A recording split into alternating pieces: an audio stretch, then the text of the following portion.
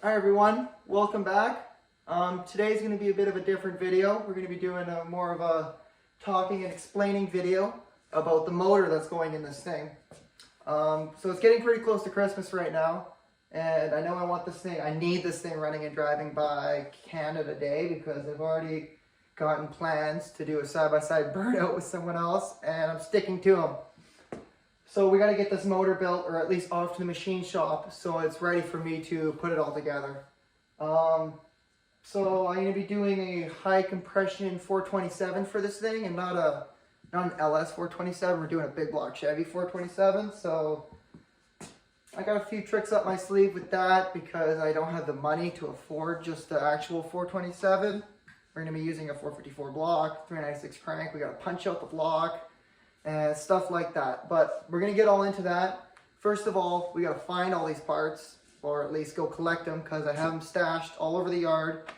Because over the past year or so, I've been buying parts off Kijiji, Facebook Marketplace, Craigslist, stuff like that. Kind of getting the best deal I can to put this thing together. So yeah, let's go find all these parts, get them on a table, and we'll start talking about what we got to do left before it goes to the machine shop.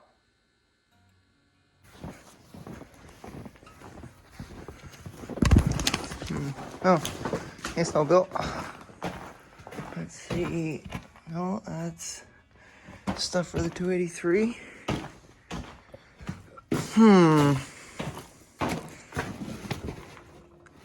That's the wrong big block Chevy. There it is.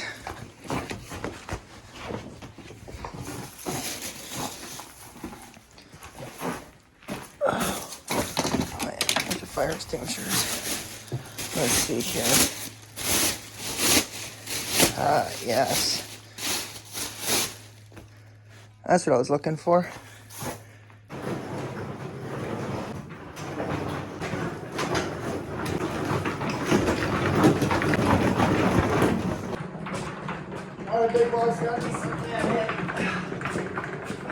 Okay, that's one piece down.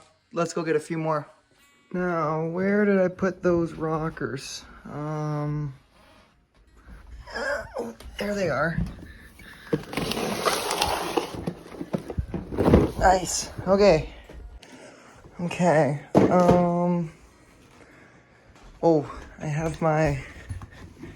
Yep, have those there. Nice.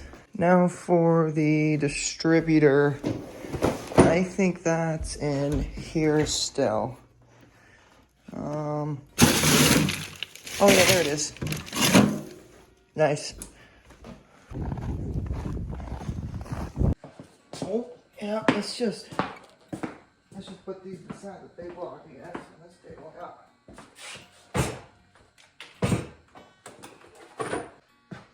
Thomas fucked up a little bit. I brought everything inside and I filmed it, but I filmed everything in slow-mo, so that footage is all unusable. But everything's inside now, so let's sit down and talk about what we got going on here. Okay, so let's go over the motor plan. A brief overview. I got a 454 block, 396 crank, and some 30 over 427 pistons, which will make this thing, I think, a 432 is what it's going to be, or 434, something like that, but it's a 30 over 427. That's what we're building. So the block is a 454 out of a 72 Chevy SS. What we have on here, I got a list of what I have to do left with everything here. This is just for the short block, by the way. We're not talking about the intake and heads and anything like that today, and the camshaft. For the block, I still have to deburr it, or at least finish deburring it before it goes to the machine shop, and also cleaning out the water journals as much as possible. But for what I mean by deburring is when a block is cast, it kind of seeps out on the edges of the molding, and it leaves little casting ridges and stuff like that. So basically I'm going through and taking away all those ridges or sharp edges of the block so it's less likely to crack. And short and sweet of it, because I have a very heavy right foot and I know this, and I'm very hard on stuff.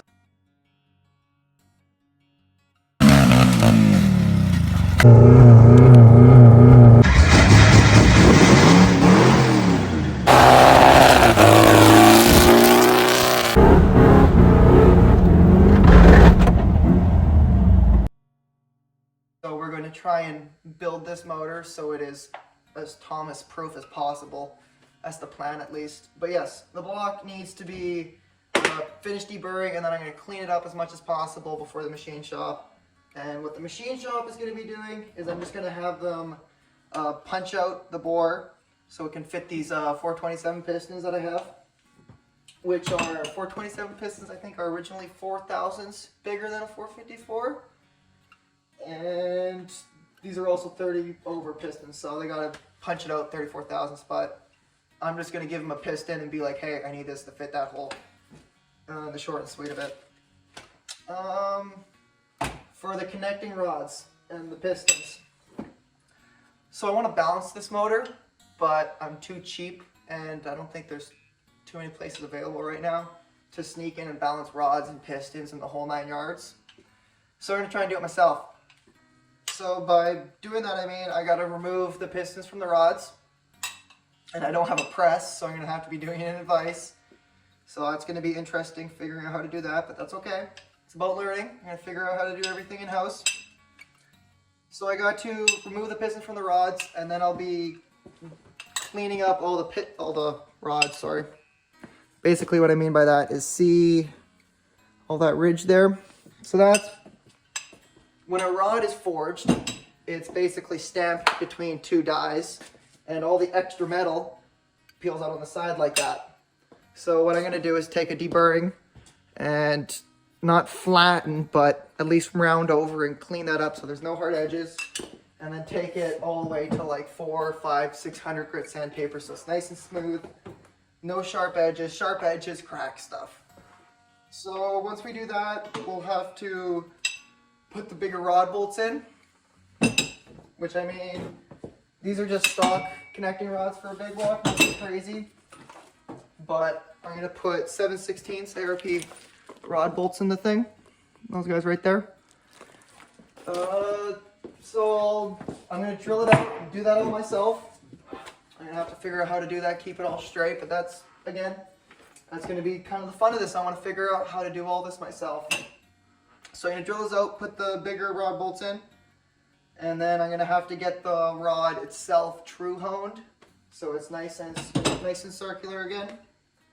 And then we'll balance it in-house. And I got a nice fancy scale that I'll be able to use, and I'm going to balance each side of the rod, because you don't just balance the rod itself, you got to do either side of it. So like example, you have this pinned up and you only weigh this side. We'll go more in depth in that in one video. Yeah, get the rods balanced. And same with the pistons. Once the pistons are all off the rods, we'll get those all weighing the exact same. Basically what I'm doing is getting all this done myself, so then when I bring the crankshaft to machine shop and just say, hey, I need this balanced to this weight here. Real simple, so it just saves me money and time as well.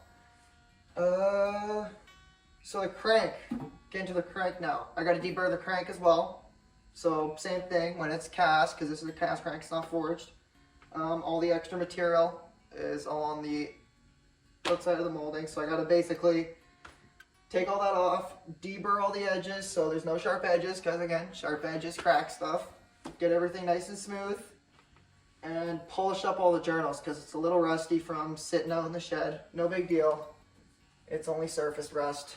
I'll be able to polish that out just fine with emery cloth and what's it called? Acetone. We use acetone.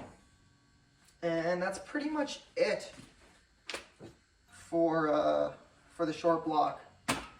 So what I'm gonna do is sit in here for the shop for like an hour or so and just make detailed lists about what I have to do to each single part in my notebook here. That's what I like doing. If you make a list, it just makes it so much easier. You don't get lost. But yes, we'll make detailed list exactly what we have to do with each part, how we're gonna do it, blah, blah, blah. And we're gonna start with the block, get the block out to the machine shop because they said they're ready whenever I bring it to them. So hopefully I can get that done, and hopefully I'm gonna see if I can film that as well. Film them boring it out and putting it through the part washer real quick. And that's pretty much gonna be it for this video. That's the plan, at least for the motor. Real simple. For future Thomas, if there's something different that I change, whatever happens. But also if it blows up, you know, you put all this time and work into it for nothing. So there you go. Thanks for watching. Check out some of the other videos that I actually do work on if you're interested. I'm doing a lot more work to this car than just building a motor for it, so you should check that out. It's all the other videos. But yeah, thanks for watching. Thanks for your patience and attention, and see you later.